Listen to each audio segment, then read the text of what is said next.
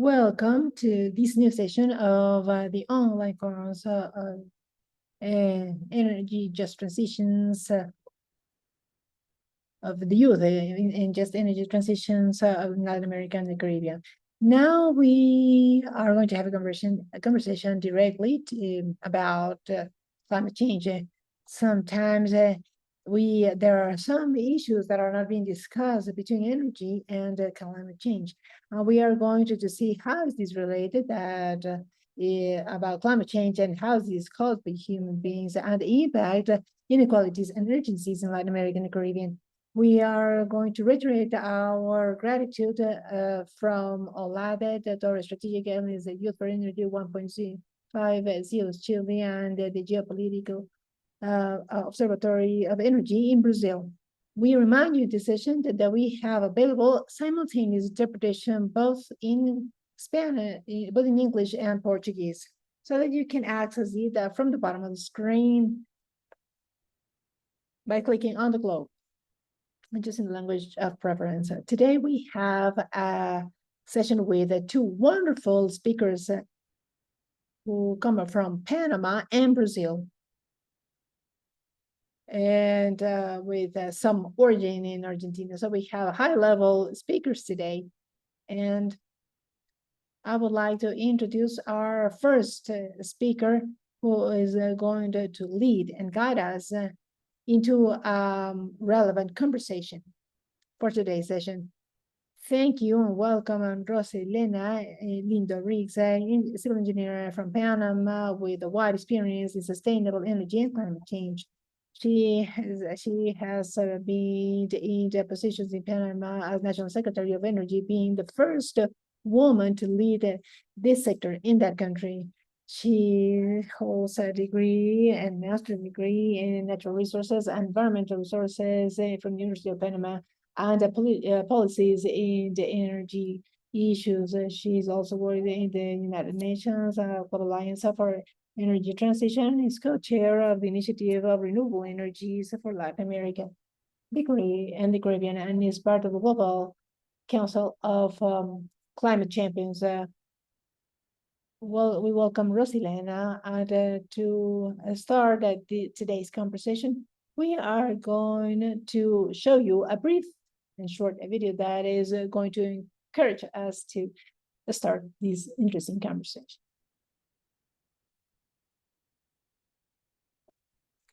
Please let me know if you can watch it. Yes.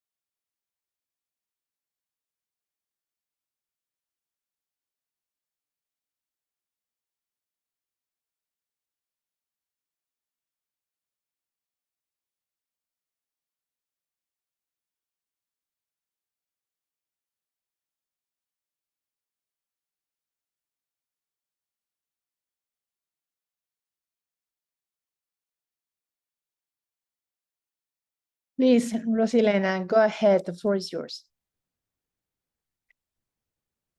Well, good morning, everyone. It's such a pleasure for me to be able to join you in these couple of hours to talk about that future that we have for the energy transition. We must assess, we must get to know whether we are moving forward in the actions that we expect for a future that is fully sustainable. I would like to know if right now you can see my shared screen.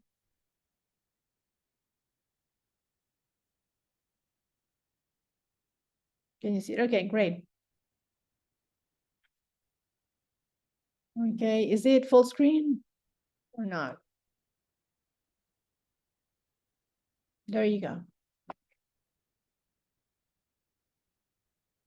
Just a second, just some issues here. But in fact, I'm extremely happy to see how you all are so interested of being part of a transforming process. So today I would like to give you officially this welcome. I would like to welcome you officially to this Global Council of Energy Transition in 2050. And I want you to all travel with me and to move forward 25 years from now ahead of us. This the new world gives us this clean, fresh air that we can breathe, where everyone live under equal conditions, where the land produces genetic modifications, where the solar and wind energy and biomass and geothermal all together with the different vectors, energy vectors such as green hydrogen and green methanol, and further sustainable fuels for aviation are the drive of economic growth globally and locally. Now we are reaching a future where the 10 billion inhabitants in the planet have access to clean cooking and renewable electricity. Now, no one has, they don't suffer from asthma.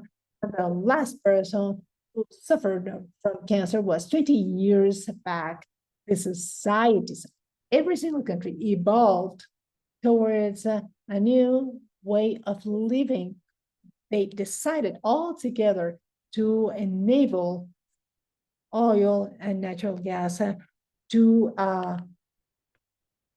stay underground. At the 12 million people who used to work in the fossil fuel industry back in 2020 voluntarily decided to be part of the re-education processes to become active stakeholders in the process of energy transition. And most of them devoted the first 5 years of this transformation process to work around the world in order to close the gap of universal access to energy and to all the inhabitants have access to electricity, which is a 100% sustainable.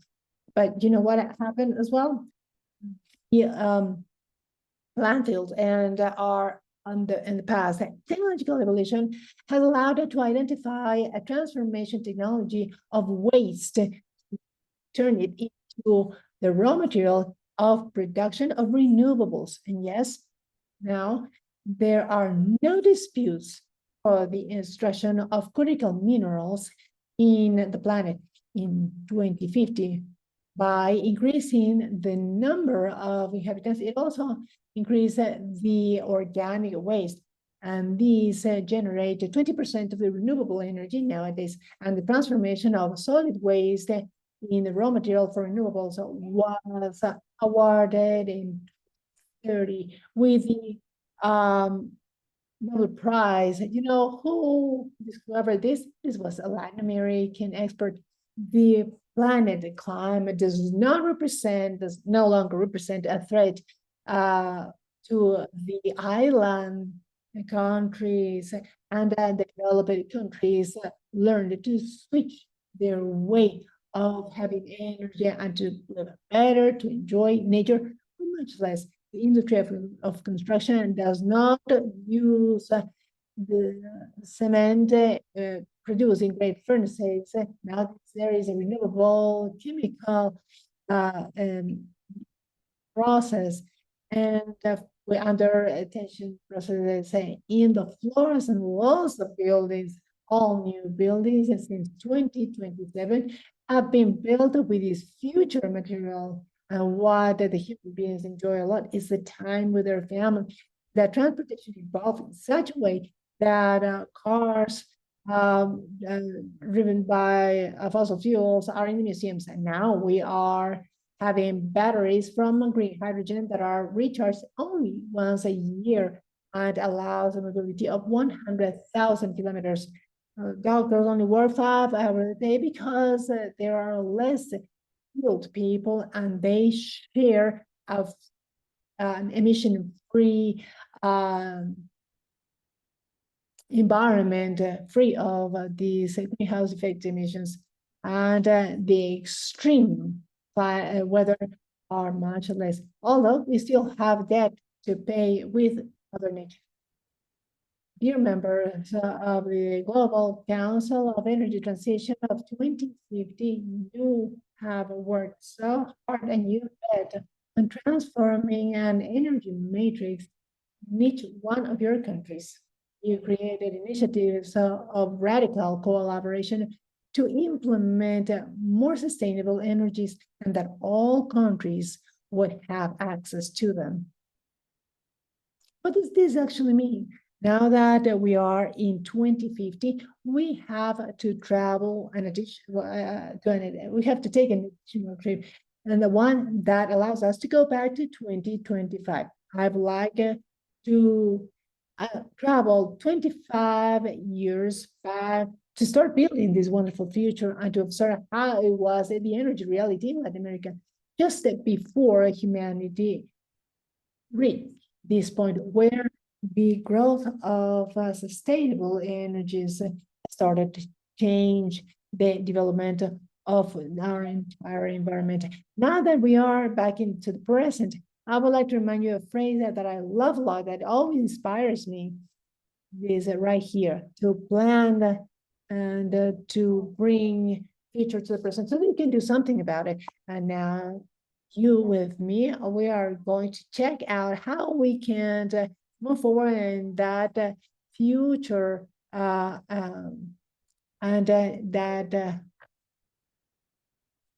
to do this equally and to reach those goals that we have in the present. In order to have a country, community, and a planet where it is worth to respect our natural resources. Yes, we can do that.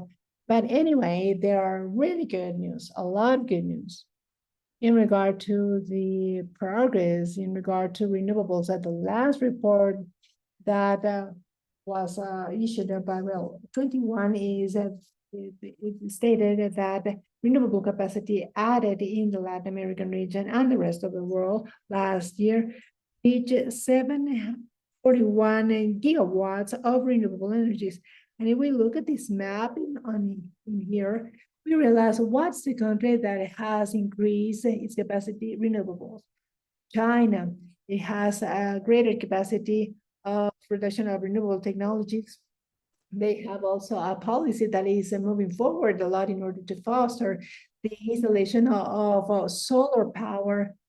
And in Australia, we see in Asia and Ocean is 73 renewable gigawatts, Africa 13 gigawatts, India 36, that's a lot of energy. Europe 92 gigawatts last year. In North America, without including Mexico, 56 gigawatts. In Brazil, only Brazil 18 gigawatts, and the rest of Latin America installed 8 gigawatts. This is extremely positive. This actually tells us what changes are happening. Where's the investment towards the renewable sector? However, we must acknowledge that Latin America has a lot of potential, so much more than the one installed last year. This is important to have it really present because throughout this session, we would like to discuss about those barriers and those challenges that are making the growth of renewables here, but how to do the process, how to go through this process. Remember this number, there's a record of installation this year, the renewables. We've never,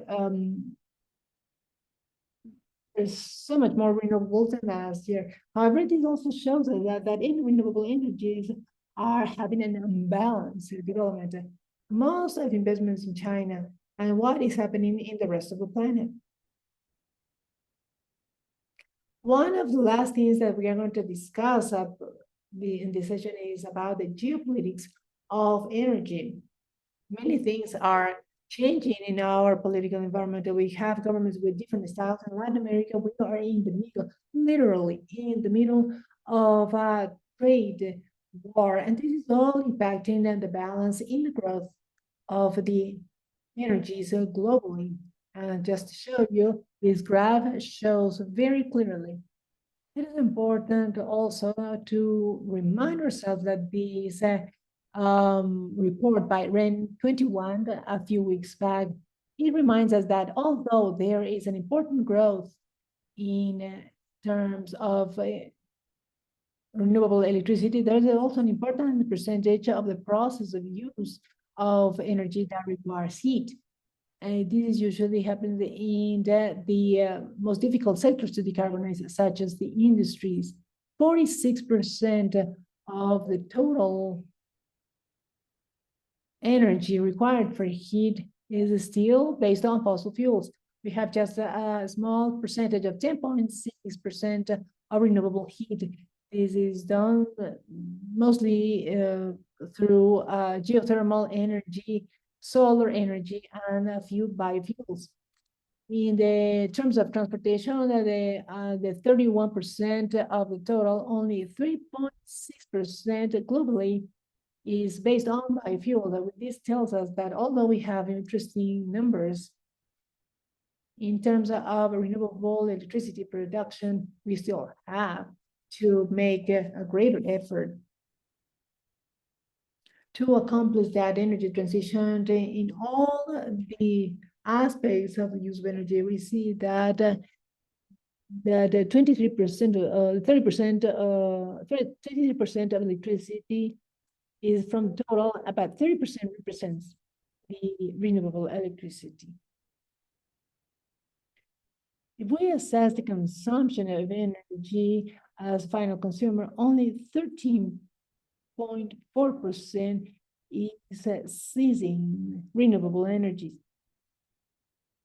Here we have a very interesting graph from the IRENA. This shows us how we should move the energy matrix in the next 5 years. It states clearly that we must decrease oil, coal. We have to work very strongly so that part of the resources from fossil fuels will go to the renewable sector. It also states that annually, $0.7 billion should come up from fossil fuels to move to the renewable sector. It also states that to move forward and to make possible a scenario of increase of the temperature globally of 1.5 degrees Celsius requires $5.7 billion by 2030. This means that if we reduce the investment from fossil fuels and we move this on to renewables, we have more employment, more economic benefits, more growth in terms of GDP. But this is also related to the creation of spaces of greater democratization of access to sustainable energy. And I'm going to stop here, and I would like to ask you guys to tell me honestly, do you believe or not that our countries are having the access to solar energy, the access to thermal energy, to wind energy, the access to distribution and transmission networks for everyone? you feel that the renewable energy in your countries and energy efficiency are perceived as like everyone, 100% of the population, if you may, could install this type of equipment at home, in their businesses? Christian has raised his hand. Christian, please tell me. Yeah, I believe that intention is right there and that everyone wants that, but it is a matter of resources and costs, basically. Nowadays, the power purchase in Latin America is not the same compared to the rest of the world. We don't have so much resources to access to. It's not affordable. Yes, indeed, Christian. I agree with you. There is less than 80%, but it's still that the access per se, not only in terms of a technology, but knowledge upon technology for the masses is not reaching. Even when you ask a family, for instance, middle income or low income families, they feel and they tell you clearly that they tell you that these are almost luxury goods. Sometimes they have to ask for loans to have this, that eventually they're going to recover that investment, but it is not enough for them. That's why, together with technology and having the personal trained to install this is fundamental, and it's critical to have financial mechanisms so that the end sustainable energy could be affordable for everyone. We are expecting a massification of the use of clean technologies, including the electric cars and others. But it's not only going to be yes or yes. And also, I'm like an ordinary person who can access these, or perhaps loans for cars, and to have preferential rates for the use of these technologies. So, and that all housing projects of social interest within our countries can come with sustainable technologies, production and use of sustainable energy installed at home.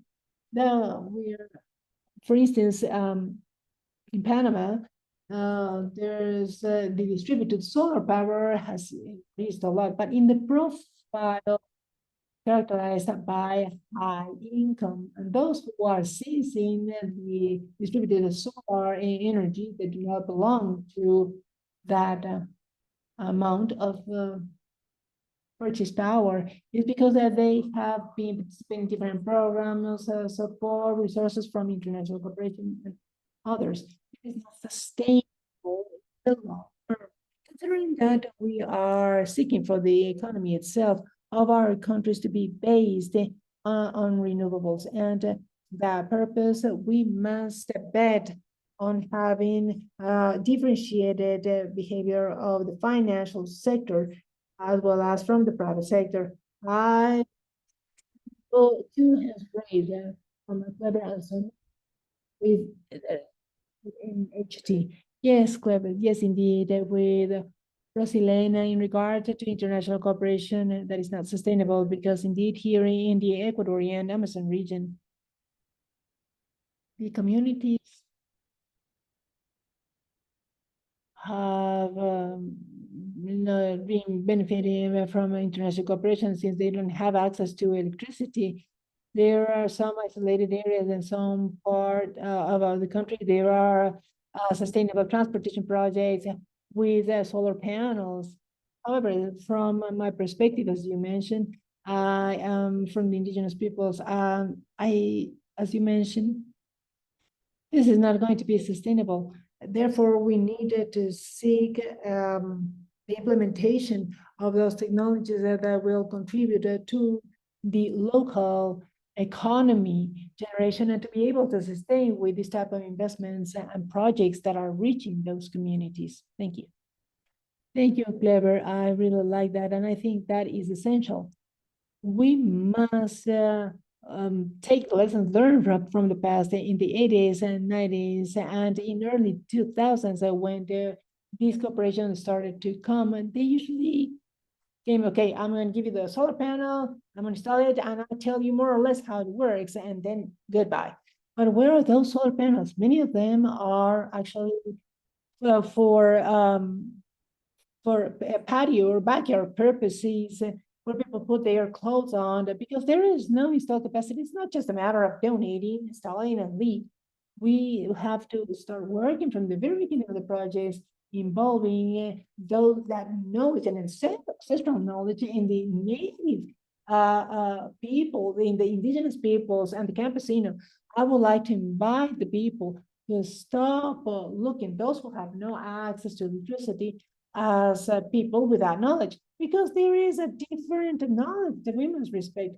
And only if we seize those knowledge from the design and planning of the project, we're going to be able to provide a differentiated solution based on the local circumstances that can have a permanence in the long run. Otherwise, we're going to keep going in this wheel going on. Okay, Alejandra from NHT, and then Cayo and Ignacio, in that order. Hello, everyone. I'm Alejandra from Colombia. I would like just to share, in relation to what has been discussed here, in addition to the financial issue, I believe it is important what you mentioned in terms of education, and not only for the rural areas who are the most forsaken, but for the urban sector. There's a lot of ignorance in regard to, and in this type of technology. In Colombia, there are many companies that still think that solar power has no potential in order to supply the energy that is required. This also brings about a lot of uncertainty, sort of saying, so that people invest in this type of technologies. As you just mentioned, there is a lot of political will needed. So although there is a regulation which is written and is really nice, but implementing these, executing these, in reviewing these, and inspecting this, and the entire formality about this, they should support these type of transitions and initiatives. Because although we have the willingness, the resource, and all that, if there is no clear regulation, and that would ensure, and even the incentives should be cleared for everyone, or by the people who want to install this type of systems, this is opening this gap more and more, whether we should invest or not in this type of technologies. This is what I wanted to mention. Thank you. Thank you, Maria Alejandra. More regulation and better regulation with less bureaucracy, but adapted to the realities of each one of our countries. Yes, Caio, Ignacio, and then Daniel. I'm going to pose questions. Yes, Caio, yeah, the perspective is quite similar, because there are incentives here for the solar panels, but policies do not reach the population overall, especially for the low-income people, because many times that the cost of installation or the lack of credit lines accessible limit the access. This is just limited to the people who have better financial situation. So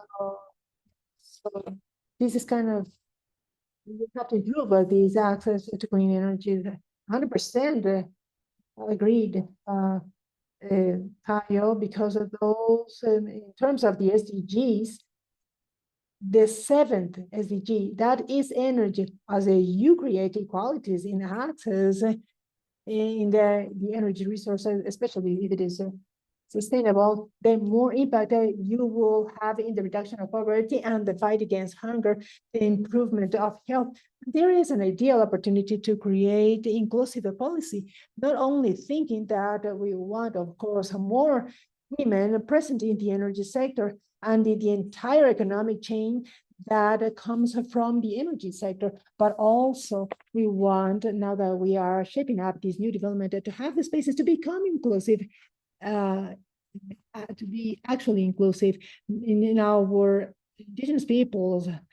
We must be clear that there's a lot of talent out there, maybe some persons with disabilities that can also provide with their gifts at the service of energy transition and society, and we're not providing the opportunities. That's important. Ignacio, please go ahead.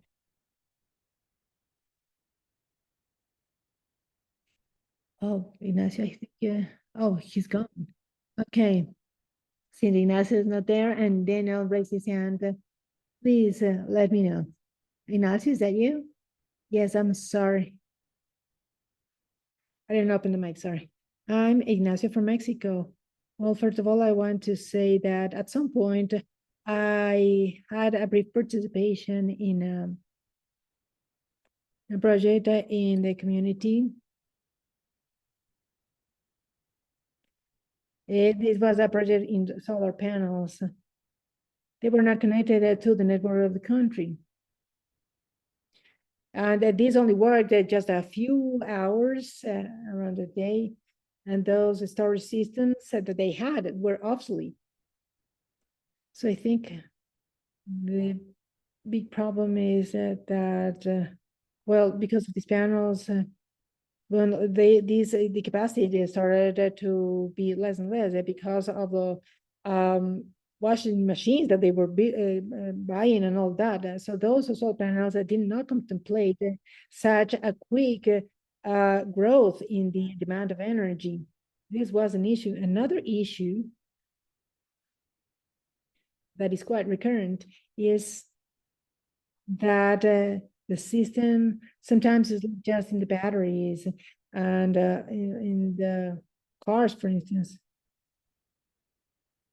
And it has a very short lifespan, or at least it's not as efficient, especially for the communities who cannot start just keep buying batteries or to maintain those type of infrastructures. At some point I saw in Copenhagen that they use sand to store energy. They would put this some time of seal building that they would heat up the sand, and that could sustain the heat, and that somehow helped to store that amount of energy. I think it is quite complex to try to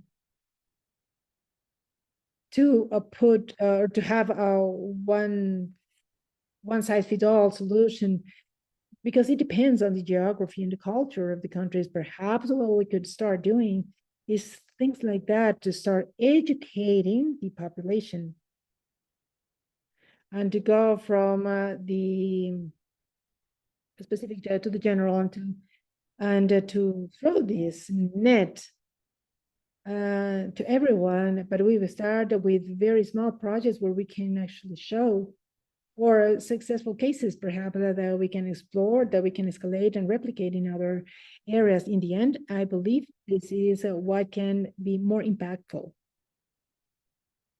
Yes, actually, you have touched a topic that is close to my heart. I have actually had struggled with some experts about this topic. When we start designing isolated of mini networks or isolated solar power projects, they think that since people didn't have access to electricity, they're going to have just three light bulbs and one refrigerator. That's not the case.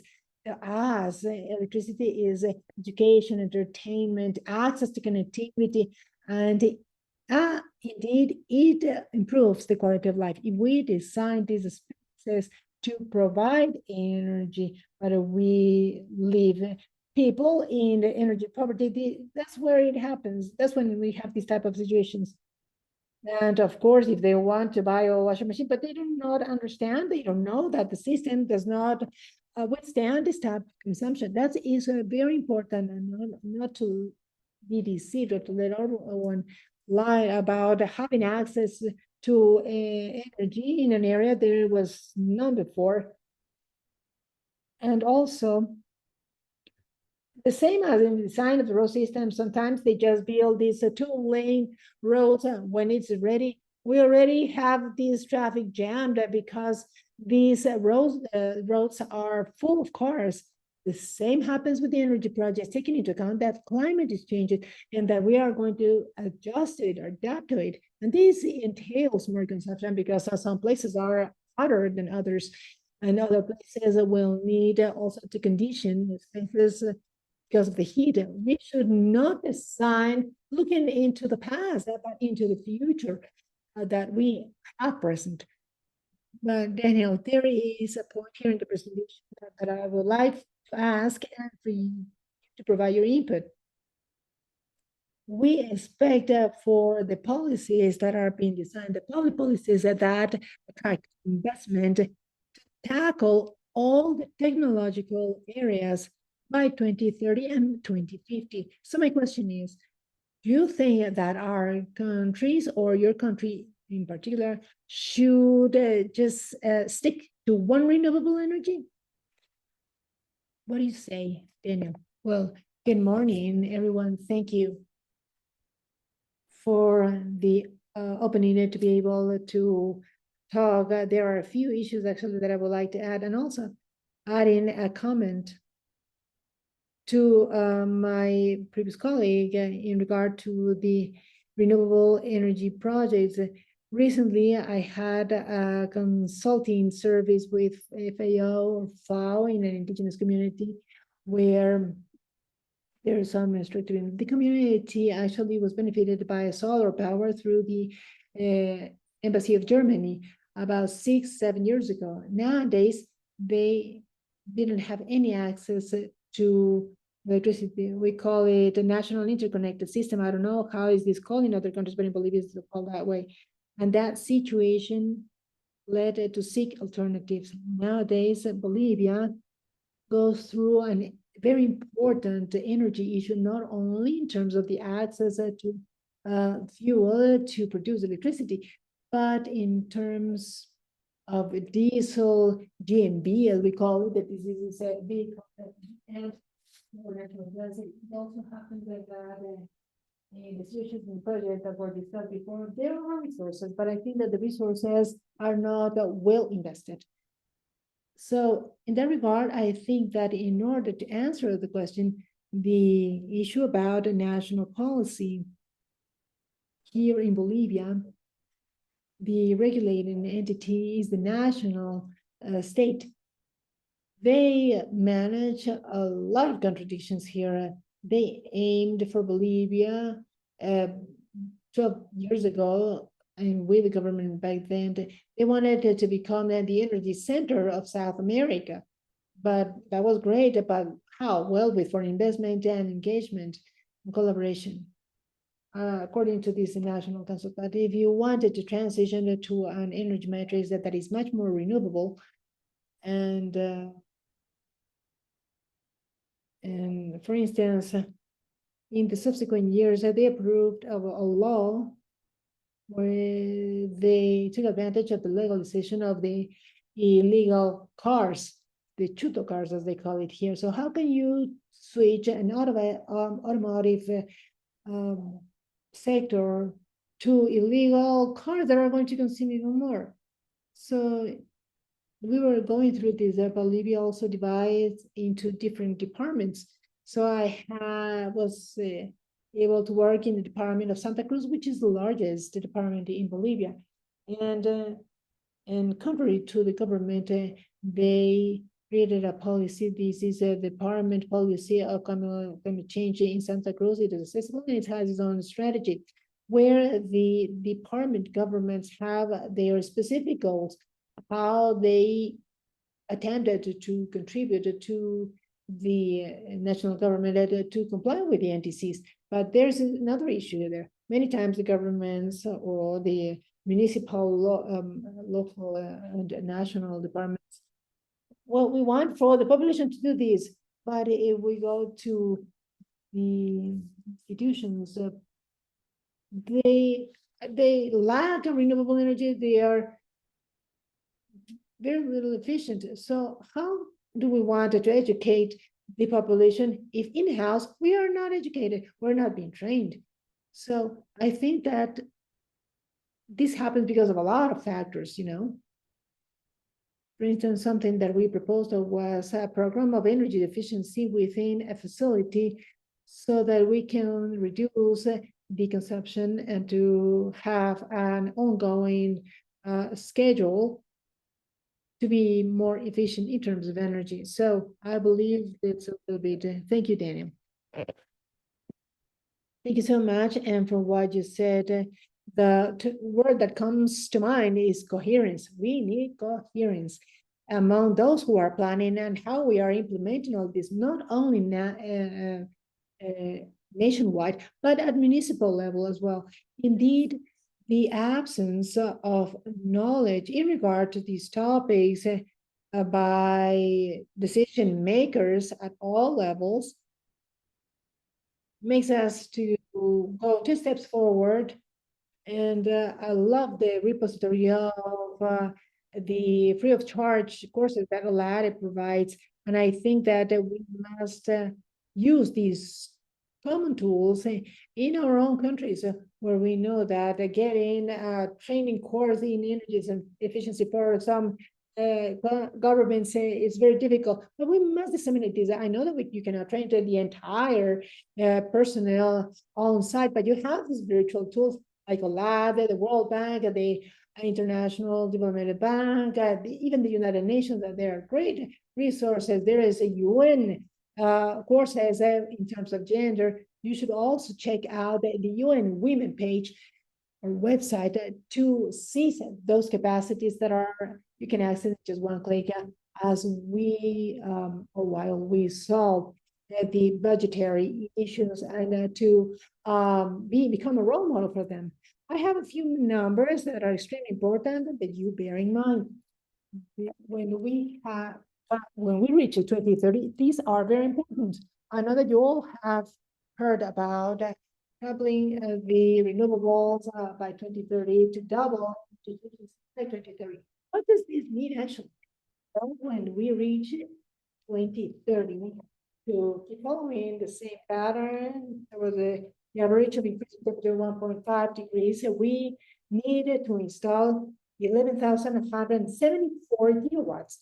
If we see this number here, this is how we were in 2023. To the number we had the 741 installed in 2024, which means that we're still far away from those 11,174 gigawatts. And to reach those 1,174 gigawatts, we must install as an average 1,044 gigawatts per year. And from the estimates by Arena, you think that the potential for the logo to reach that goal is to install around 578 gigawatts per year, 300 solar, and 360 in power, 29 in hydropower, 28 in biomass, and 27 geothermal, and from the oceans at 10.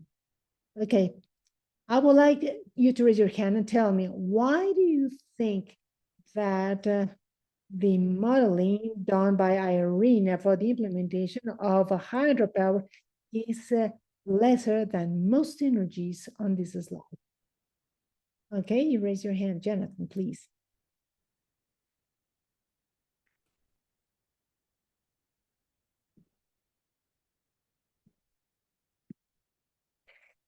See, now this is already happening and there's a great dependence on rainfalls. We cannot guarantee how many years would it take to implement these and the installation of these parks, in addition to the environmental impacts that exist with this type of undertakings. Yes, indeed, climate change, as it is stated on the chat. But in addition to that, and I would like to highlight this part, when we started to assess the last analysis carried out by the Association of Hydropower Industries in Latin America, there is no hydropower station at a scale planned for the future. Why is this?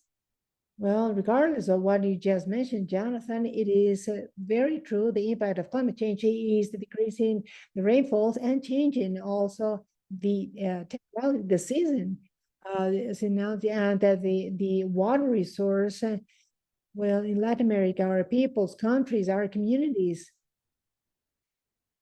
have almost 20 years of saying we don't want large scale hydropower projects.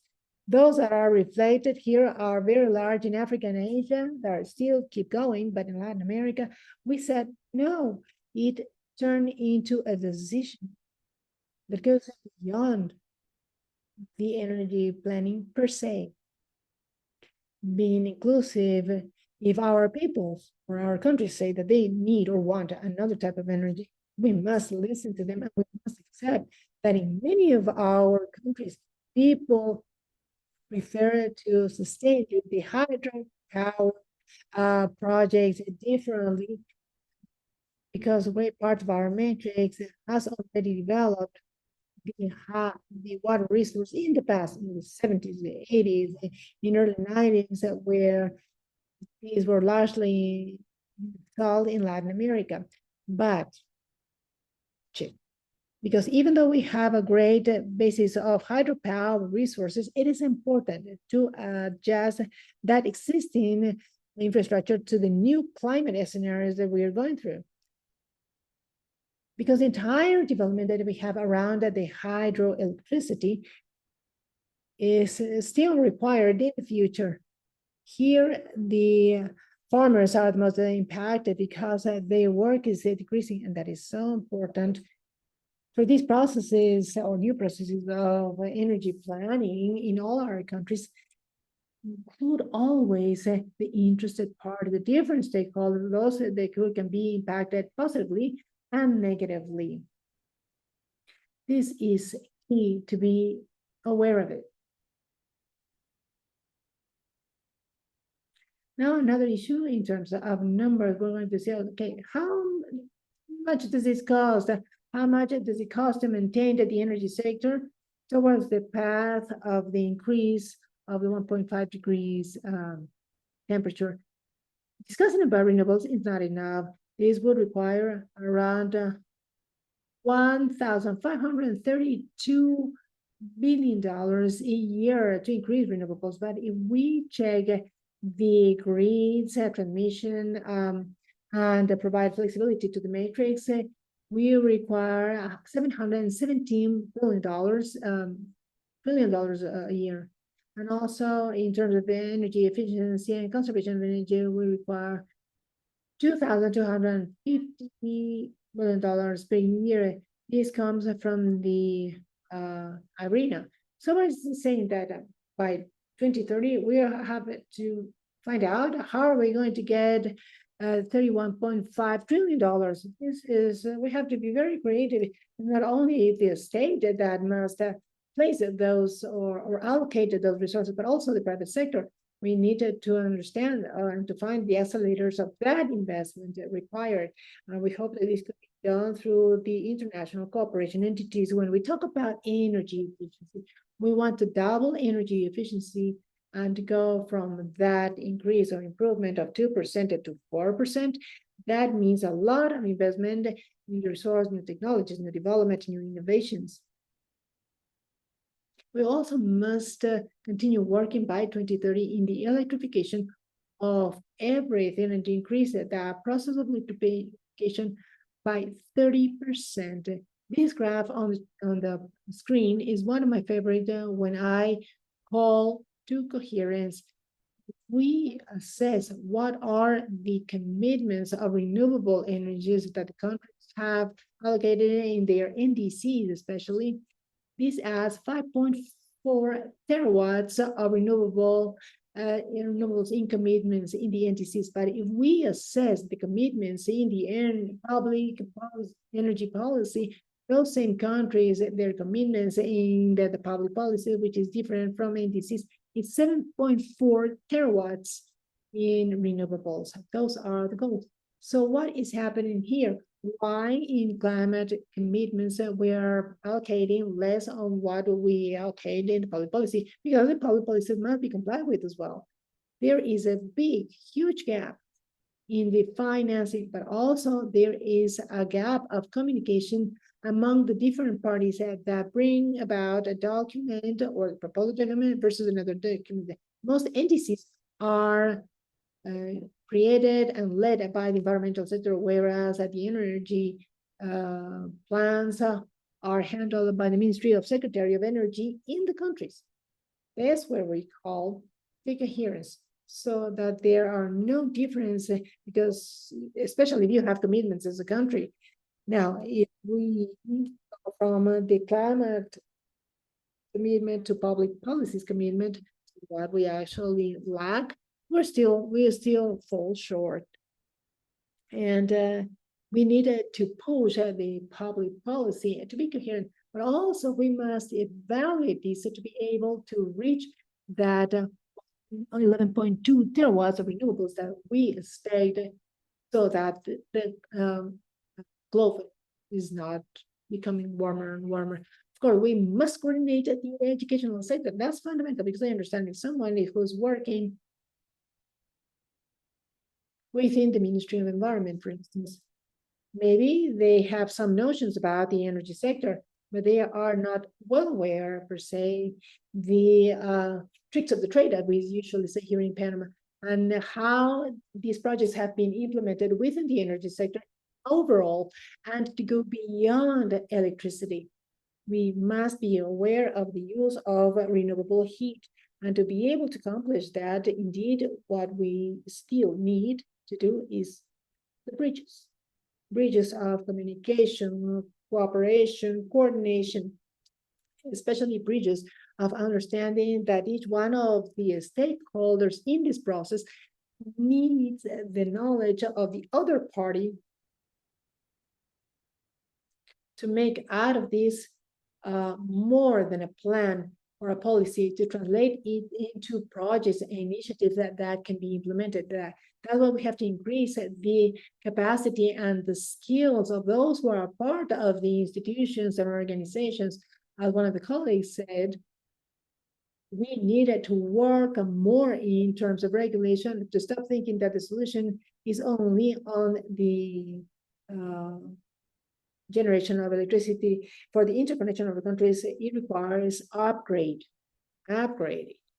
I know that you've heard a lot about this, but I cannot say enough that famous blackout or outage in Spain is not to be blamed on the renewables. No, this is that we are actually changing the order of the energy sector in all our countries. And we must not bet on the generation, but also we must coordinate and upgrade the electrical system, and to seize the AI and the digital means, so that energy space, and also, of course, to seize the firm power in the renewables. We have that, we can calculate that, we can manage that. Okay, Ingeniero Ramos, early. Yes. Can you hear me? Yes. Well, a pleasure. It calls my attention the fact that when we talk about renewables, right now there are several versions. We talked about renewables, but not as something bad. There was a problem in terms of the frequency that they were working in the matrix, together with the distribution system in Spain. But do you think that perhaps the problem, you know, that green energy are well adjusted to the existing distribution systems within a country, but I think that do you think that they still lack that full adaptability for future mitigation of this type of cases? Because of what happened in Spain was terrible, and there were many advocates of nuclear energy. They were saying that nuclear energy was much more stable, unlike the green energies. I'm not going to rebut this, of course, because I would like to accept any criteria, because I understand this debate and how to complement the information. But beyond that, it calls actually my attention. It's just curiosity, you know. Yes, indeed. Well, what Mateo is telling us on the chat is very true. After 2 weeks of the outage, uh, different experts and lovers of the distribution and transmission grids in Harvard came together. There was the director of electricity of Spain to tell us what actually happened. And that she confirmed that the problem was the last of synchronization, and they were betting the fact that there was going to have a nuclear energy by France, but when going in sync to adjust the firm power that was going to be supplied by nuclear energy in Spain, it did not get in sync with in France, with the energy in Spain. That's what brought about this. This is what caused the outage. In fact, they said that they assessed that they needed to count on additional technology in the dispatch center of energy, so that this wouldn't happen with additional technology, so that instinct required for the good functioning of the system would not fail. They already anticipated that, but when it actually happened, yes, they broke the records of the generation of renewables, but it doesn't mean that renewables were to blame on. They did not anticipate on time to count on the equipment that they require. So if they had this type of scenario, they wouldn't fail. And this is important to take into account when we are designing an energy transition process. We must, and I include myself here because that's how I've thought before, that this bad habit of thinking that renewables is going to solve everything. This is just a small piece of the energy sector we must tackle. We want a lot of renewables in grids of distribution and transmission that were designed many years ago for other purposes. In the upgrading of these grids, this is very slow compared to the growth of renewables. That's where we have to call once again to coherence and harmony between what is planned in the public policy and the speed of implementation of all the uh, parties or stakeholders of the electrical sector. Of course, we can perceive somehow that it was the renewables to blame, but there was a root cause of what we go beyond renewability, and it was the fact that we needed to anticipate and prepare even more and more. Okay, guys. So now we have a slide that I like a lot, but because this provides great opportunities for everyone from the present time up to 2030 and 2050. Yeah, we're going to be later. And this is the mortality in 2023. That was 16.2 million people working in the renewable energy sector. And what is anticipated for the next 5 years is to double, almost double, the people who are working in the renewable sector. Now, this is a call for innovators, engineers, and good researchers, but it's also a call to create new managers, project managers, new experts in the legal matters of renewables, the new social experts for the implementation of projects related to energy transition. The amount of jobs that the transition is going to bring about, it goes beyond the energy sector.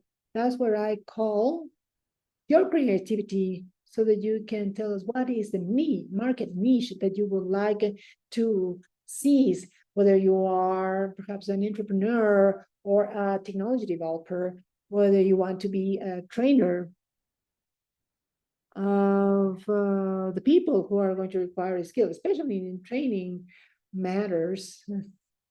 You know how many professors would we need so that annually we graduate around 3 million people that are well trained in the energy global sector. And in the countries where there is a greater potential, Look, in Latin America, we see that currently there's 508,000. Sorry, could you please?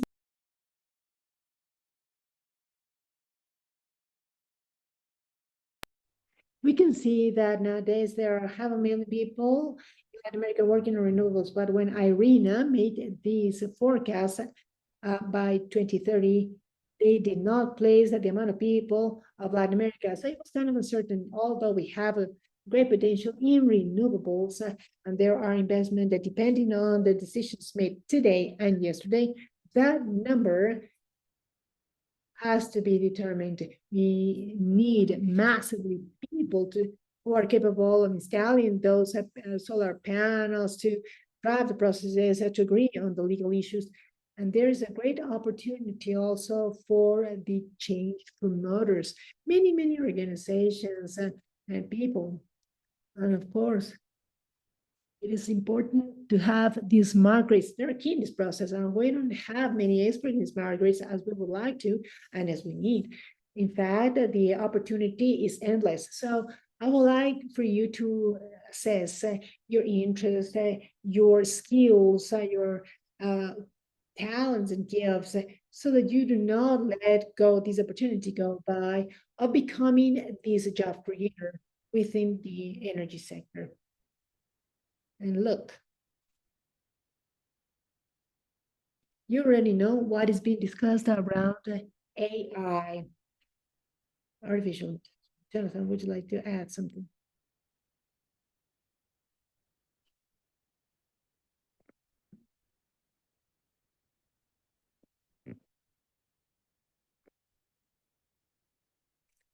The energy sector in general estimates that around 41% of the task force will need no training by 2030, which means that at least 39% would need training, of course, 59% and will require training, and out of that 59, at least 11% will not get the necessary training to continue with the energy industry. So it is very interesting to check out how most sectors will have an additional 6 months of training. That would be enough, of course, so that they have or grasp the new skills and use the new technologies. We cannot talk about risks in the energy sectors and finances, for instance. But from 2023 up to 2025, at the finance sector, you could say the finance sector increased 20% in their annual rate. Our professionals who are going through these training processes. The energy sector also added 4% of its rate. So currently we have a deficit. And it is estimated that this is going to be even worse. So for all professionals and experts who are up to date with what is needed or required in the market, means that there are more opportunities of work, but there's going to be great opportunities in the future. Well, in regard to this topic, I have another advice. Sorry if you have already heard this, but is that I've already said, when you go to an university or an entity to seek for a diploma program or a master's degree, this can be ranged between 120 or 240 training hours to get your official degree from the university. We don't have the opportunity to submit to an educational process that is quite strict so that you become an expert in the matter, subject matter. Then you have a simple task.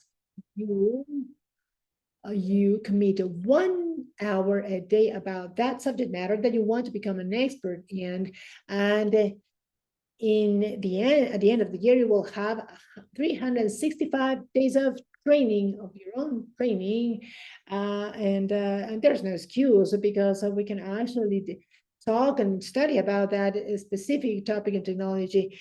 About maybe you can read these in the library during in the public transportation, etc. We should not let that possibility by. There is a void that we must cover. We must update ourselves as well. Someone else raise their hands if you want to discuss. Okay, yeah, sure, Honor, please. From Ecuador, greetings. I would like to contribute in regard to AI. Well, AI is a very important issue that could help us in a few social fields, such as solar power, for instance, to create more jobs.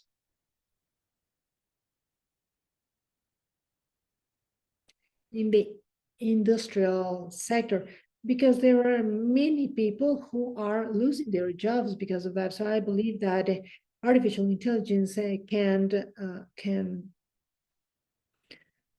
bring about less human disasters. Maybe that's the solution, in my opinion.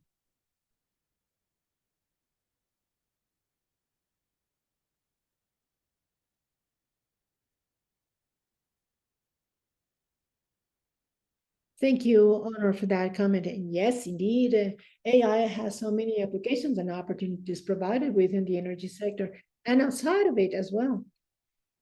Only last year, $500 million were invested for the development of AI-based projects and data centers. But it is also important to take into account that AI and the data centers required for that purpose are consuming 1.5%, 1.5% of the total electricity produced globally. And bearing in mind all those energy needs and considering, sorry, something's wrong with my computer because it doesn't switch. Sorry, okay. I was running out of battery, sorry. And I didn't want to run out of battery to keep discussing this with you. Okay. So it is important, the challenge of energy to be able to tackle the challenge of AI. I'm sorry, my laptop, my computer came crazy. Technology. Well, thinking about that energy challenge, as we have 366 million people who still have no universal access to electricity, and 2,100 million people that depend on the contaminant fuels to cook. This is a very complex situation. I'm thinking about creating renewable projects for that instead of data center. And I don't want to invest those millions to close that gap of universal access to electricity and energy for cooking. So I still wonder, okay, how can we actually manage this in such a way that could be more inclusive, just, or fair, and thinking about the well-being of everyone. Okay, I don't have much time to discuss, and because I have short dynamics, and I would like to talk very briefly about the Latin American sector, understanding that the global emissions in the energy sector and other economic sectors have led us to the 7.55 thousand billions of tons. And we also have in the region, in Latin American region, where we have an important capacity of renewables. Mexico has installed capacity around 34,036 megawatts. North America around 19,000. South America around 313 thousand megawatts in renewables. And one thing is the install capacity. Another difference is with data of a lot of percent, 53% of generation, not the installed capacity, but the generation of electricity came from hydropower.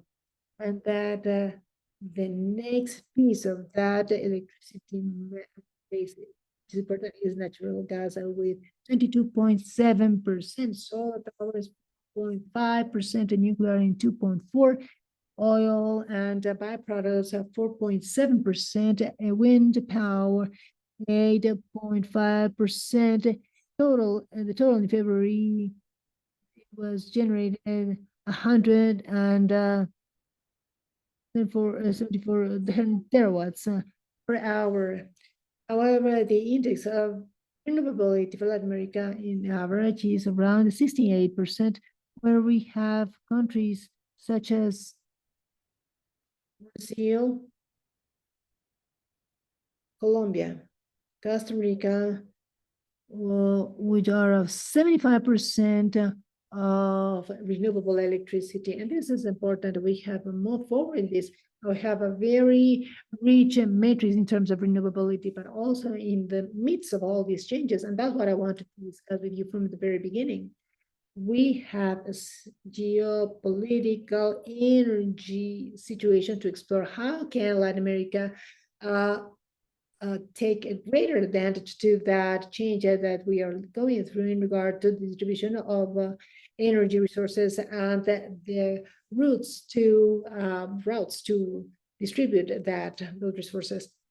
First, we have great potential, that is a great renewable potential that our countries have already discussed. Many of them have said that they are going to become producers of green hydrogen, as we have oil producing countries, that we all can have also hydrogen producing countries.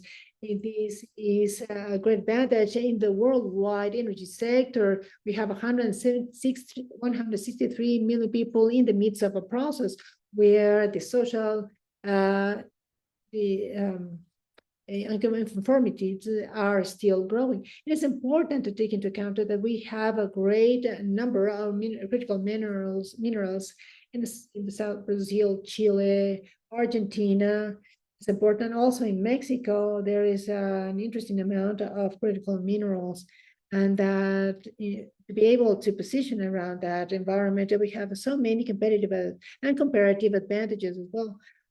We're part of them in order to produce a change and to stop Latin America as a consuming, as a renewable technology consuming region, that we can develop renewable technology locally, that we keep moving forward, advancing in electrification, produce on site, produce in our own countries and not imported from elsewhere, that green hydrogen and byproducts will turn in Latin American terms, that we are the supplier by excellence of those energies for the maritime aviation sector, and that indeed we are going to position ourselves in that way.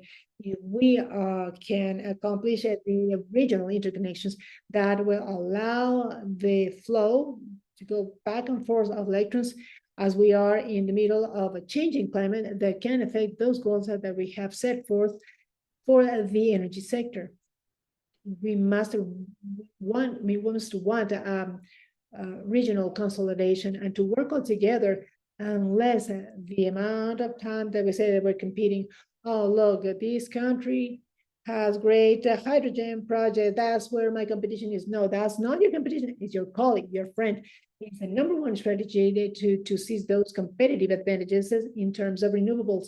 And indeed, this is an issue that we must handle this properly, both from the private and public sector, as well as the society, and where we are going to place ourselves in the middle of this strong trade war between the US and China. We are being pressured by them, and we should invite in different spaces of collaboration where we have to evaluate a lot. And right there, I want to hear from you, from the young voices from different countries. What do you think about these political changes that are causing an impact on the fact whether they are attractive and to develop our renewability in our own matrices? Honor, you have the floor. Well, in regard to all of this, maybe this can help somehow the specific population with the scarce economic resources in which they can provide a better quality of life. And therefore, this may for the entire South American population and representing Ecuador and other countries can live the best way possible, because we see that there are many governments that fortunately they just wash their hands and didn't do anything. That's what made for people live in poverty still. We as environmental engineers must provide solutions to our communities and to provide the tools so that the states can create solutions for the different problems that we are living today and tomorrow. Maybe someone else. Ronald, I think that you, yes, thank you very much, Professor. In regard to the question, I consider that the most important thing is for our countries, and we've never had a division, but to have policies, not governmental policies per se, but as state policies with a view in the future that will tackle all those problems. As you said, the energy piece is at the core pillar to solve poverty issues, education issues, and to close those huge gaps that we have in each one of our Latin American countries. And as you just showed, the potential of energy generation in renewables is huge. And I love the term that you use to move, to become, well, to this term that going from being oil countries to hydro countries.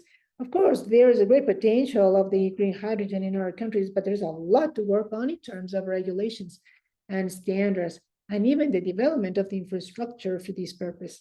Therefore, just to close at this question, yes, I consider that the most important thing is for our countries to have this long-term vision, not that every administration that comes in starts confronting between each other in regard to the plans, what the previous administration did and what the next administration wants to do. So the potential is right there.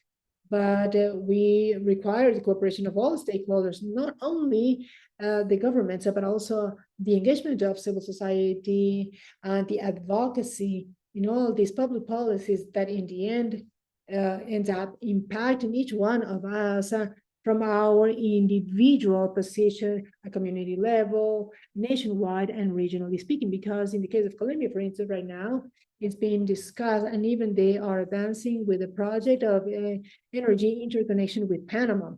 And possibly in the forthcoming years with the countries that we have the specific alliance with Peru, Chile, and other countries. So this is a view that can become concrete, but we still need a lot of political power, another term that a few colleagues used, political power. So that's what I wanted to mention. Yes, thank you, Ronaldo. I just want to mention very briefly so that you bear in mind and you can assess these subsequently.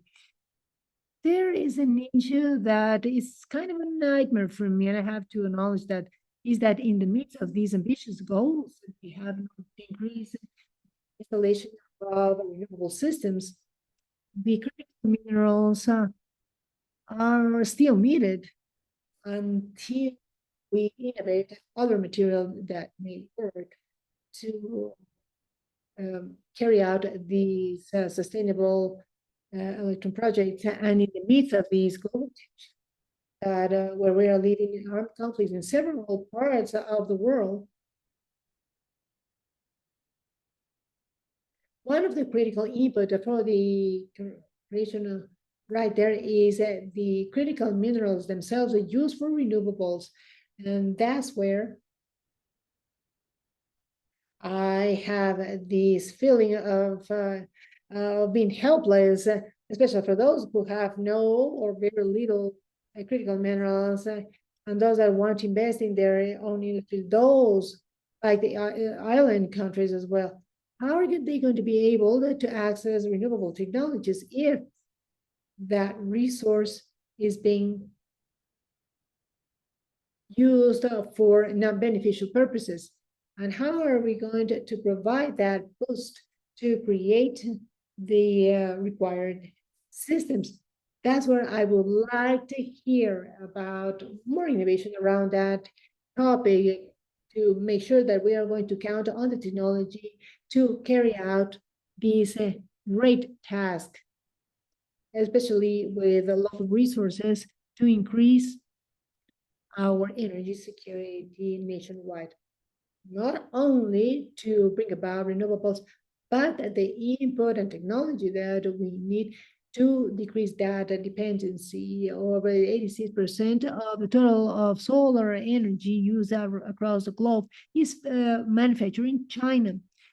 The issue around critical minerals in Ukraine, you've already seen how the situation is going on with the rest of the countries that wanted to urge about what is should be done with these resources. Also, the processing of critical minerals coming from other countries is done also in China. And it is important to have the collaboration or cooperation with the rest of the countries around the world. We putting all the eggs in just one basket actually uh, gives me like a lot of stress, caused me a lot of stress. So the question before wrapping up and introducing you someone special who wants to discuss with you as well, I would like for you to share with us, and then Diana, I ask your support to be able to share the platform middle so that you can provide your comments, or you can speak by opening the mic. Please tell us your how would your territory, country, nation look like if the energy matrix does not change? What is needed? What solutions can be provided if this does not change? What can you do to change your own environment? Please let us know.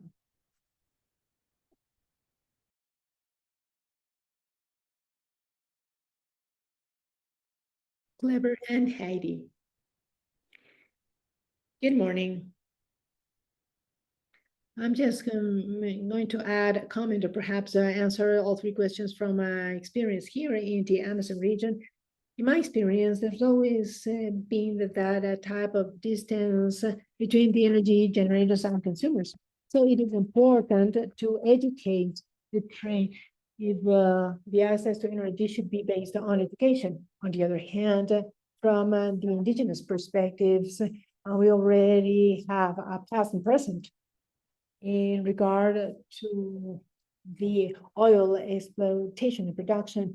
We've always seen how the distribution of resources have been inequitable, and as well as the decision making, where there is a great difference of technical knowledge by the people, the investors, and the people who live on site where the energy resources are located. So one of the things that we are thinking and proposing always is this part of like shared prosperity, where we know many times that the energy projects have these resistance or reluctancy of the indigenous people, and I can talk on behalf of them, of one of them, because there are no comprehensive solutions to all problems. If they are talking about a job creation, this is just for construction. If they discuss about scholarships or providing more educational opportunities, there is no prior follow-up. So they say, okay, you have this scholarship, but they don't do this for any specific purpose, and it's not well planned. So we believe that if we have that technical knowledge, you have the opportunity for these indigenous peoples to have that technical knowledge, and even the local people to handle resources on site, because many times they say that we are the terrorists or criminals do not want a development. Well, the development aspects are very different, where the perspective of the social environment issues are a priority for us. And around that goes the economic and this economy and wealth accumulation is a fundamental issue for them. So within those proposals, there are several examples. For instance, in Colombia, perhaps our Colombian colleagues know that, where there is an attempt where indigenous peoples are not seen only as consumers, but also as part as part of those projects and to become partners. So I believe that could be an avenue where all those reluctancies and of the communities happen due to the oil production. Maybe this can be reduced, be mitigated somehow. Thank you so much. Well, listening to you, it came to mind is that we need more knowledge, more opportunities, more development and respect as well, because what you just said is extremely important to reach or to colonizing mindset. It doesn't help. We all have a gift and they are available, and we must value that. Thank you for that input. Heidi, please.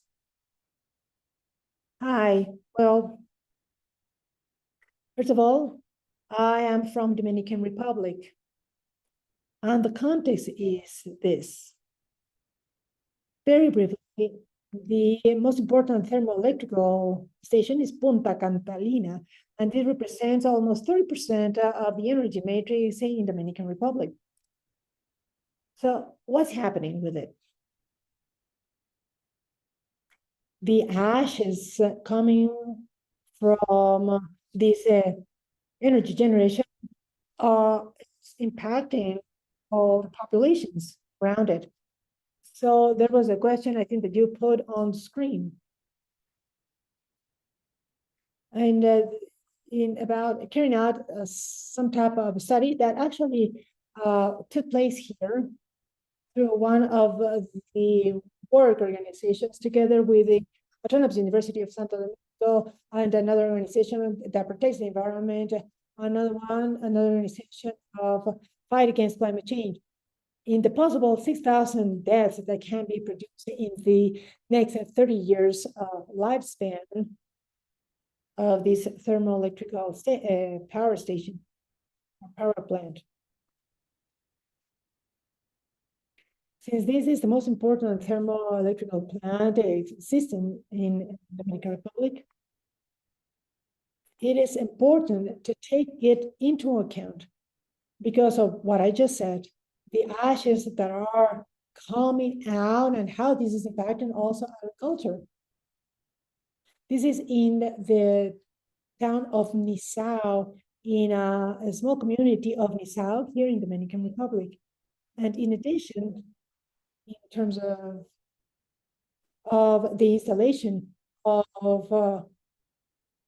these parties that produce electricity, and how this is also impacting health and producing health issues. So it is important to understand how this is impacting biodiversity, the marine species, and also the number of deaths that can be caused because of this. Yes, the interrelation between what is happening in the energy sector and the biodiversity is key. In fact, we analyzed in Panama that if we would reach 100% renewables, we were going to save the country around $768 million in public assistance because of respiratory issues. I would like to invite Daniel, Caio, and Maria Alejandra. Please place your experiences on the chat because my time is up and I want you to listen to this excellent colleague who is going to tell us many more perspectives about what is going on in Latin America.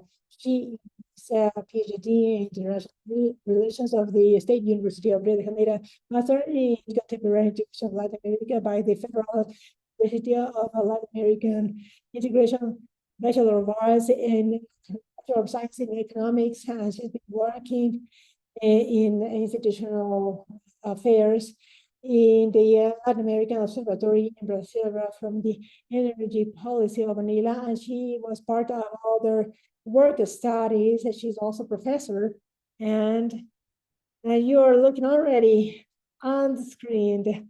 Astrid Casabon is on the screen. You are in excellent hands. Astrid, this is a great team of youngsters. The floor is all yours. Thank you. Hello, everyone. I hope that you all are doing great. First of all, thank you so much, Rosilena. Wonderful presentation. It's very difficult now to talk after such a complete and rich presentation, like the participation of people who are attending today. Thank you, Olave, and the entire team of the Latin American Observatory of Geopolitics 5 and those sponsors for this session. Thank you so much. And now we are going to start analyzing these dynamics to understand a little bit how how each one of the people engaging in this session understands the energy situation in their own countries, what's there, what's not there, but resistance, reluctancy are there from different stakeholders who are involved in the inclusive process in the energy sector, in decision making, and what solutions are proposed, and what are your solutions proposed. Then, after these dynamics, that is going to take a few minutes, I'm going to tell you some personal experience, more collective from the organization that I belong to, and to let you know what are the solutions that I see particularly that can contribute to enrich the entire analysis with everything that has been mentioned by Rosilena and all the aspects that we've already seen, that sometimes that these are technical issues, more institutional or political issues also involved, and in the region as a whole, and then locally, how these are differentiated, and this is what we're seeing on the screen indeed. In our interactive activity, I don't know if the team would like to share, or should I share the screen so that we see what are you writing in relation to these questions that I was mentioning recently. I see that many of you who are placing from Ecuador, Mexico, and other countries of the region, what do you think? I don't know if someone from the team was, okay, we are already visualizing this. I'm going to start reading. If someone would like to make any comments, for instance, Marilena Ordeñez, you can do this in English as well. And I don't know, Marilena, she's on in Ecuador. That's what she wrote. What will happen on site in Ecuador if the energy matrix is not going to change? Well, we know that Ecuador has a great production of fossil fuels, great share of fossil fuels in their energy matrix, and they are moving forward in some energy transition plans, even in nuclear energy, which are recent. I don't know if she would like to comment a little bit further. Yeah, good morning, everyone. Hello, Astrid. Yes, I was mentioning a little bit about the natural resources such as Ecuador. This is a very rich country in resources. We can actually see solar, wind, geothermal, and biomass energy. However, we still depend a lot on fossil fuels, as well as hydroelectrical power. This is an issue, big issue, because many times, for instance, last year, we went through these huge outages because of the droughts in the country, and the hydro power plants could not cover the demand. So I consider that if the country does not change the energy matrix and starts projecting towards new technologies and seizing the other resources, we're going to still going through these type of problems of blackouts and outages.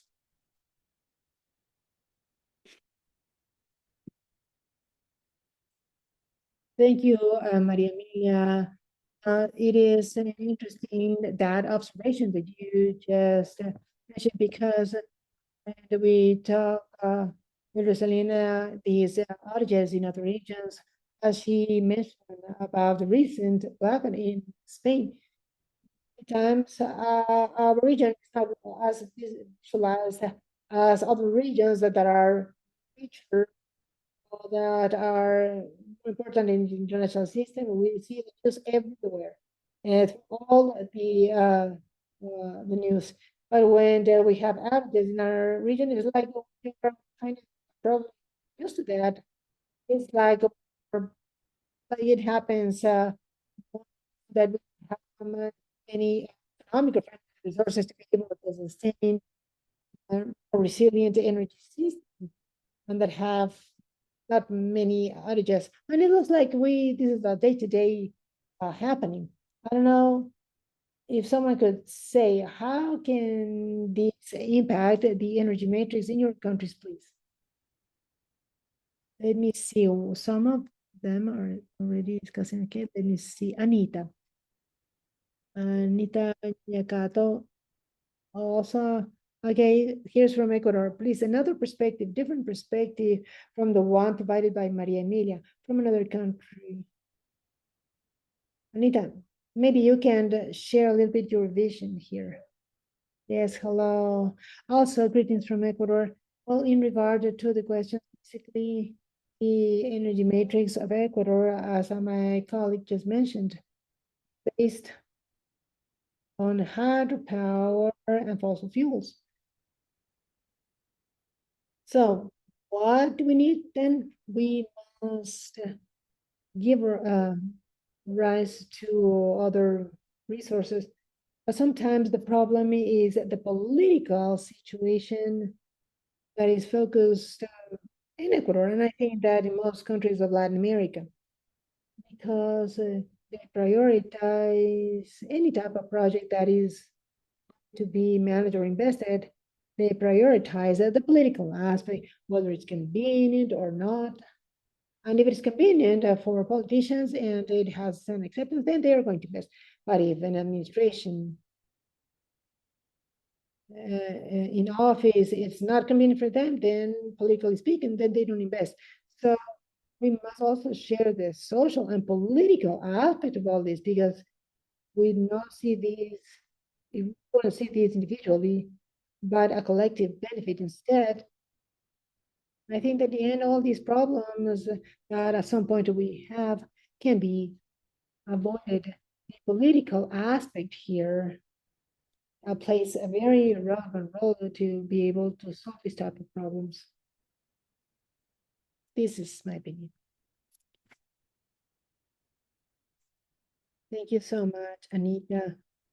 Well, your observation is quite relevant because we were mentioning before with Rosilena how we're not only talking about technical knowledge and the lack of technical knowledge and the the training of the engineers and many other professionals in the energy sector specifically, but also the training of diplomats or governmental advisors and even institutions that must be prepared and that must know about the energy sectors of each one of its regions and that must understand the challenges that are going to be posed from this point forward in the future from the energy transition currently, the lack of availability of electricity and the difficulty of access to electricity and all those variables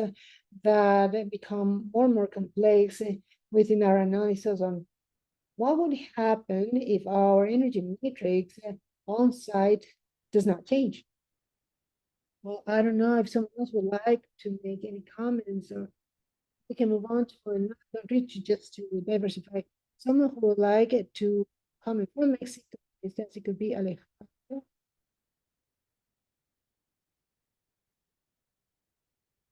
Alejandro, I think. Gerald, I don't know if that's well pronounced. Well, we were talking about a little bit about the dependency of gas that's provided or supplied by the US, and also the energy dependence. That is also important to tackle to reach greater levels of energy sovereignty. I don't know, Alejandro, could you please share your vision? Yeah, sure. Thank you, Astrid.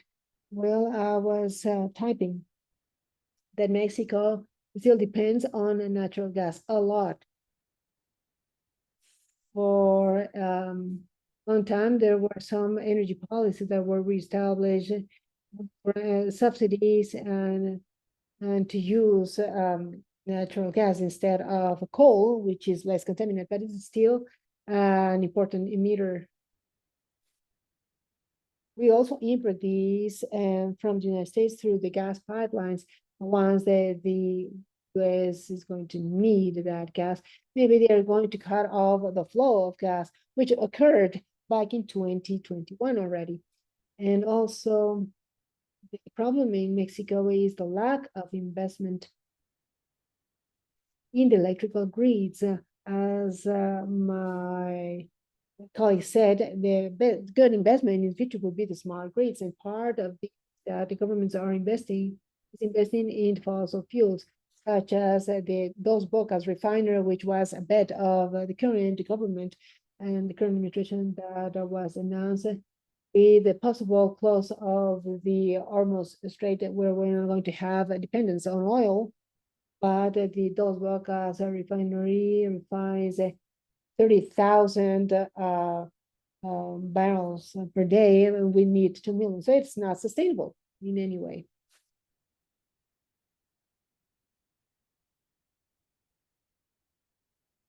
Thank you so much, Alejandro. Well, particularly, I would like to mention that your observation is really good.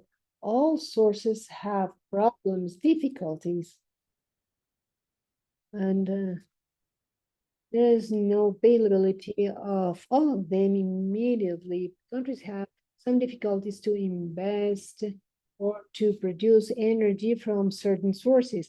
Some sources actually produce more problems, and the trade balance of the countries are very difficult because we have to import more oil or other resources or natural gas. And in many cases, because of the lack of the availability of resources locally. For instance, if you serve, you want to check out data from your countries. I think Rosilena has already mentioned it before to Olave as a very important data source. Olave every single year provides an energy picture or energy panorama with lots of statistics.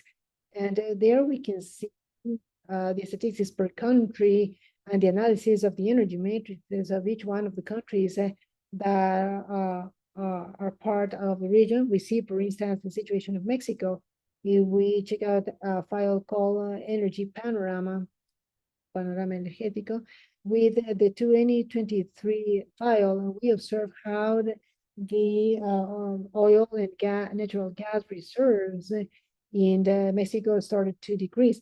This also entails a change in energy policy. So the countries that have reserves that are expected to decrease, they must seek alternatives, and the society, you, the young people, and all the stakeholders in civil society must act in that regard to put pressure on the governments and be able to collaborate so that they become more prepared for an energy transition, or to prepare the local governments and the entire community in that regard, so that we change the energy matrix and to be prepared for the changes of that possible energy matrix. Thank you so much for your comments. I don't know whether we can move on to the Brazilian case. I don't know if someone would like to talk about Brazil. Yes.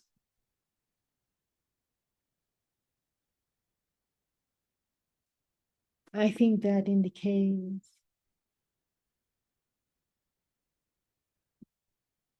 I think in the case of Brazil, there are some extreme climate events in the eastern region. We also see the different floodings in the south and southeast. We can also have these heat waves.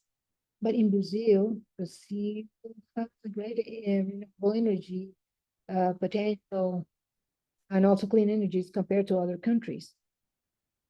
However, there is still a strong dependence on fossil fuels in terms of transportation and industries.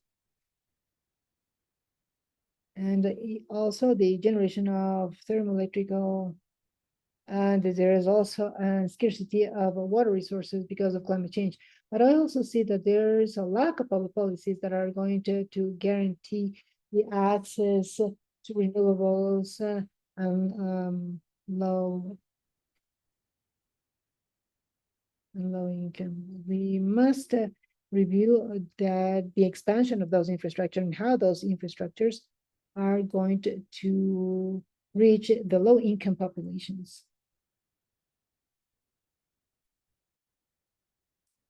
Great, Kyle. Yes, it's quite interesting in the Brazilian case because one of the countries that has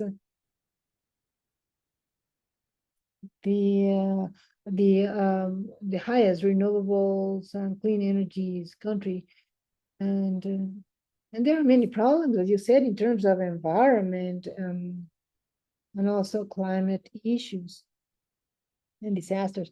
Although it is one of the countries that was mentioned, they have the perhaps a cleaner matrix, not necessarily should, because if we talk about emissions, and there is a possibility to meet the emission goal or climate goals much quicker. However, they have to face a lot of international pressures and challenges in order to the territories such as the Amazon region. There is a lot of cooperation with other countries, and at the same time, that cooperation it makes Brazil to become a very relevant stakeholder. And sometimes they have these issues and places them in a checkmate position, and the international pressure involves making decisions that are not proper or appropriate for the populations. They are more erratic. If we have time, I think that we have 5 to 10 minutes to wrap up these dynamics. Maybe we can check out some of the countries. I don't know what other country that someone would like it to make a comment on.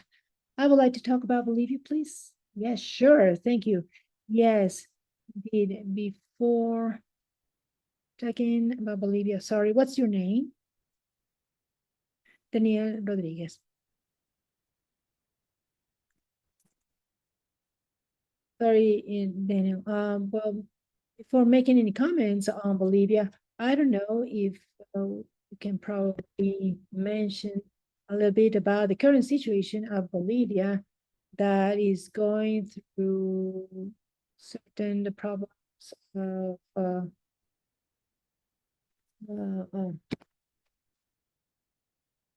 about the fuel shortage and how people are trying to get the fuel to meet basic needs, such as taking kids to the schools, having fuel for an ambulance. These are very basic needs. Could you please let us know about these current fuel shortage situation and how can these impact the energy matrix in Bolivia? What are problems that you see? What are the stakeholders involved in this issue? I don't know if you can tell us a little bit about this situation. Yep, sure, indeed. Actually, I was going to explain this. I was going to switch the question. I'm going to, what is actually, not what would happen, but what is happening in Bolivia. So this is what you just mentioned is what is going on in Bolivia. Bolivia is a country that has subsidies for fuel, which means that the government buys the fuel and provides cheaper to the, or sells cheaper to the fuel. This is 50 cents per dollar. But the government has reached a point or negative numbers of the subsidies that Bolivia is going through this situation. Both gasoline and diesel, they are not being able to import about 8 months, since 8 months ago. That's our problem. But the population to load their fuel tank in their cars, it takes 24 to 48 hours to get that fuel. And so this is also impacting the agribusiness, the agricultural sector, and imports and exports, because of the scarcity of national product. This is being imported, and this has raised the prices. So do you have an idea? I don't know, perhaps a coffee container of 560 grams was worth 25 Bolivianos, or $3.5 to $12. So prices have skyrocketed because of lack of fuels to be able to transport, and the over demand has led to overpricing, and we cannot meet the demands. And Bolivia, just as our Mexican colleague said, 70% of our energy matrix is natural gas. We are an exporting country. We do not import. We instead export to Argentina at some point, Brazil, and in some cases Chile. But nowadays, the estimates of the natural gas in Bolivia was going to keep going by 2050. But the government, who is ending its administration, and they didn't do the corresponding drills, and the production of natural gas has decreased by 2030, and there is less and less money coming in. Here we call it IDH, that it comes from hydrocarbons, and this is starting to impact several regions in the country. The lack of fuel. I worked in an indigenous community. They get supply from two sources: solar power and diesel. And diesel from 50, that was worth 50 cents. Now it's $2. Then people didn't see feasible to buy fuel, in addition to the lack of the resource. So of this resource. This is what's going on in Bolivia right now. Thank you, Daniel. It's so important to see the realities of the different countries. Now I'm going to show you a very short and brief presentation where I wanted to touch that aspect, because this is cross-cutting for all the countries in our region. As Elena has already mentioned, to try to understand a little bit, what are the geopolitical aspects that place Latin America, South America in checkmate, because every country has their own different resources, different institutional stakeholders, as well as different energy metrics. And I wanted to stand out the role of institutions. Why is important the regional integration? Because if there was some neighboring countries, I was actually checking out in relation to what we were talking about Bolivia, that some rulers were actually proposing this. There are some neighboring countries that made available their help to Bolivia because of this fuel shortage to cover basic needs. Well, first of all, to differentiate the local and regional scenarios, and to see how many of us suffer from common problems. The role of the institutions, not only in the energy sector, but from other sectors, such as institutions of financing, or institutions that have to deal with regulatory aspects that do not necessarily come from the energy sector, but are tied to energy. And then in the end, I'm going to tell a little bit about some solutions, proposals that we have analyzed so far in this dynamics. First of all, I wanted to stand out about the institution. There are many institutions in the energy sector, Some of them come from the government, others are regulating bodies, others are from research such as the academia or universities, and the state and public companies, in order to understand and to locate ourselves and understand data, and to discuss knowledge and data, and a better training to be able to understand our local and regional reality. We must understand what those institutions do. What are their goals? How do they work? How is it possible to work in a decision-making process? Because many times these institutions are open to civil society. Some are more difficult because they have to deal with the governmental bodies, where the decision-making is mostly related to the government, to the assembly, senators, congressmen, or congress people, and sometimes it is very difficult to reach a bill there. But I have a few examples of Brazil's institutions that are tied to the energy sector, and many times the society does not know, and they do not do some research. I do a lot of research in the energy sector, and when we start learning about this, we understand what's dynamics, the relation of the local factors, how this is related also with the international system, and the policies coming from other countries or other institutions where the international environment applies, such as the environmental and climate commitments. Here in Brazil, we have the Ministry of Mines and Energy, the National Agency of Electrical Energy. Then we have the energy research companies such as Petrograd and Electrograd, which are state-owned companies that also went through privatization processes, and also other organizations based on civil society also have the electricity consumed recommendation. This is an advice and consultation body in terms of rates, etc. We all were well aware how all those bodies and organizations operate, what they do, what are plans to engage us. Maybe we can reach a more or a better future. What has been discussed today, which are related to climate issues, how we face our local challenges. Well, first, that's why we wanted to recommend these solutions, and also to understand all those institutions, how they operate, how can we become part of the decision making. Also to understand the regional dynamics, because it's important that to talk about the regional energy integration. Because in this case, in Bolivia, as our colleague mentioned, we had integration from different networks or more cooperation among our countries.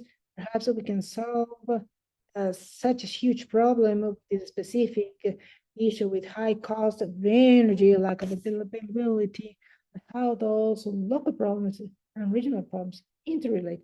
And to discuss, of course, about the regional integration institution, for instance, here in the space, that is OLADE, the Latin American Organization of Energy. This is a very important space to discuss about regional integration, and plays an essential role in the coordination of energy policies and cooperation. So we must understand how these energy cooperation materializes to tackle local issues. I can leave you this presentation to you, but this is just to understand the situation of the different agreements signed in the energy sector between Brazil and the neighboring countries. We see that Brazil has a huge participation in relation to the international agreements that they signed with South America, Central America, and the Caribbean. This is the country that with neighboring countries because of the geography, and also because we need the help of our neighboring countries to buy our sources of energy and to buy and sell. There are some trading issues that facilitate the consumption of energy in the countries of the region. This is a process that has to be very beneficial. It's complex because of regulatory aspects. They're very difficult. But this is a process that have to be more beneficial to the countries that are already integrated. There are several institutions, these are binational companies such as Itaipu. We have other institutions such as Mercosur that have specific meetings of the ministers of energy. Also have the OLADE, the uh, the Regional Energy Integration Commission. We used to have the UNICEF that had a specific council to discuss plan infrastructure issues, and there was a specific body around energy. Many times these bodies depend on the governmental decisions of the different administrations.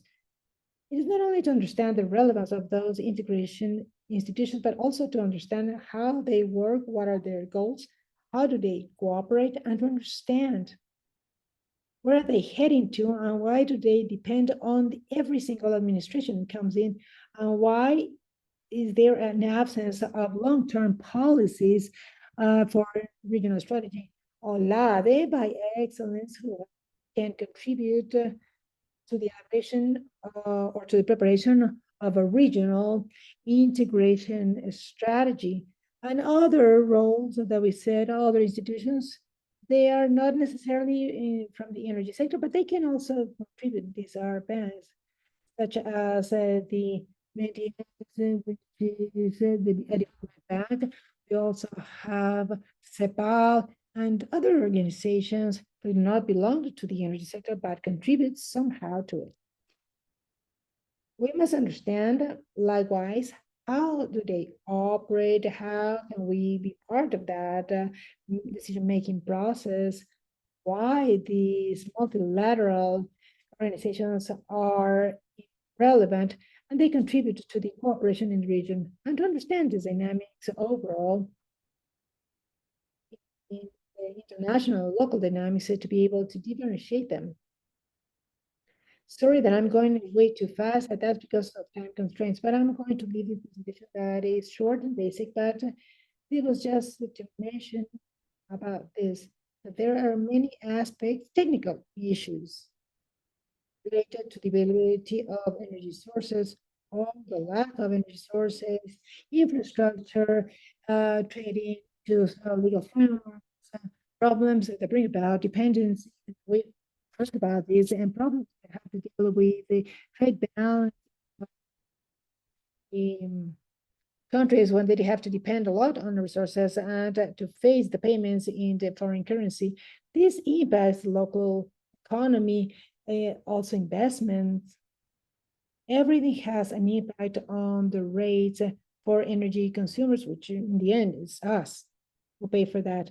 So to differentiate those technical aspects from political aspects that I showed you before, which are related to the institutions operating in the region. Well, this was just to show a few examples of, sorry, Astrid, that I interrupt. Oh, you're wrapping up. Okay.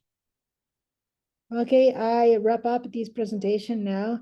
It was just to mention this, the difference between the technical and political aspects, how we can propose some solutions for that purpose, to understand those technical issues that tended to boost or make more difficult the regional process, to understand the legal frame or the availability of resources.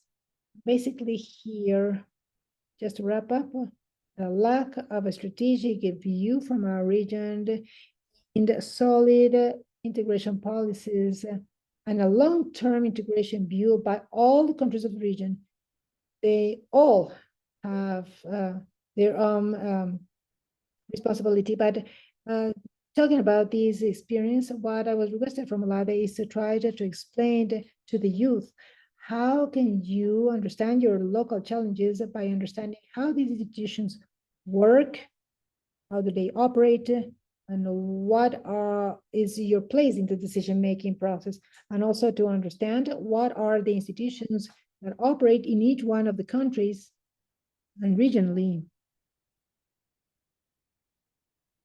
and how to understand these dynamics and what are the local and regional aspects that can help us contribute or cooperate from the different countries, respective countries, for a just energy transition and to have better levels of access to energy and to discuss basic issues such as rates, etc.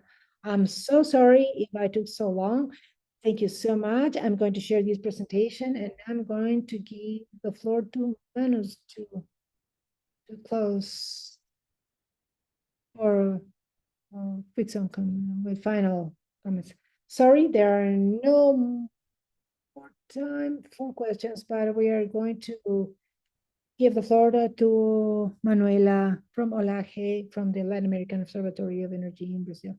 Well, good afternoon, everyone. I want just to make a very fast conclusion with some closing remarks.